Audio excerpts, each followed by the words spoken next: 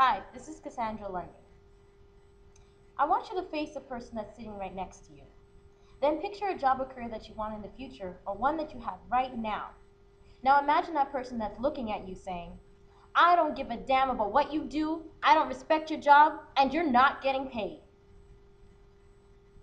Now, not everyone, according to Canadian laws, has the right to be respected. That's right, prostitution. You see, in Canada, prostitution, the act of it is legal, but the right to have services and to get money for it is not. And we as media studies students need to know that criminalized prostitution actually creates an unsafe and more violence. Therefore, it needs to be discriminalized. Now, violence can be seen in so many ways, but we'll break it down in two parts. There's physical danger. A lot of times, prostitutes fear pimps, customers, or police officers harming them, as well as biting health violence, such as STDs and infections. But here we'll look at what is violence, or should I say, what is prostitution and violence. Prostitution is a trade for sexual services, for money, and this involves both male and female. In 2006, Stats Canada found 171 female prostitutes were murdered from 1991 till 2004, and about 45% of those cases were not covered. Out of the 177, 26 were from BC.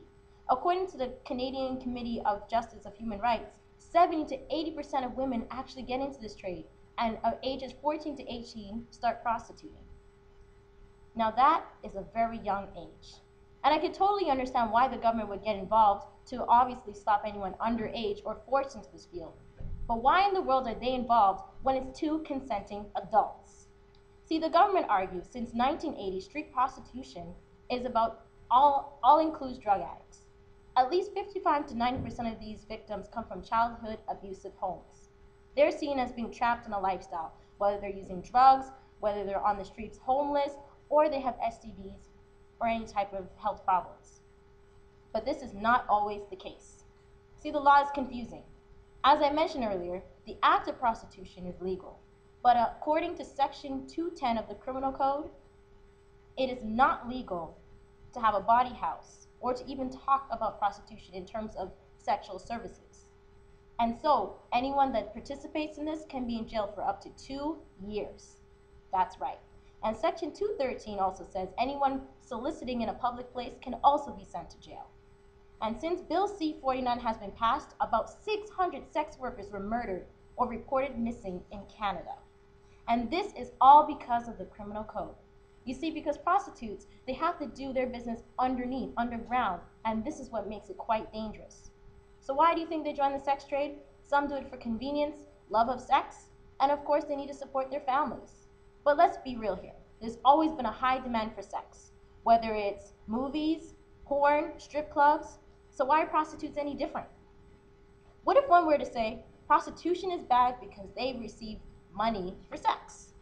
Then I would have to counter that and say, well, pornography is legal in Canada, and they're two consenting adults watching it, two consenting adults that are having sex for money. Why is this legal? As well, pornography brings in $97 billion a year. Now see, because prostitutes are seen as criminals, this is infringing on their rights of freedom as well as equality. And this prevents them from reporting any attacks, which often if they did, they would actually be sent to jail. It is estimated about 58,000 people are living in Canada with HIV, and 3 to 5% of them are prostitutes. So prostitution may make them more at risk, but they're not the ones that are actually spreading the disease the most. So they need support. They need health clinics, tests, safe sex services, protection from the police. Take note, Nevada, for example. In there, prostitution is legal. And since in 1989, no legal prostitute has been reported with the AIDS or HIV virus. And this is because all of them must use condoms and take STD tests every single week. If they don't, they can actually spend 2 to 10 years in prison. And yes, they can also be fined $10,000, and they do have police support. So in conclusion, all of these mentioned should be included in the Canadian laws. So let's work together and tell the government we care about prostitution being legalized because their safety depends on it.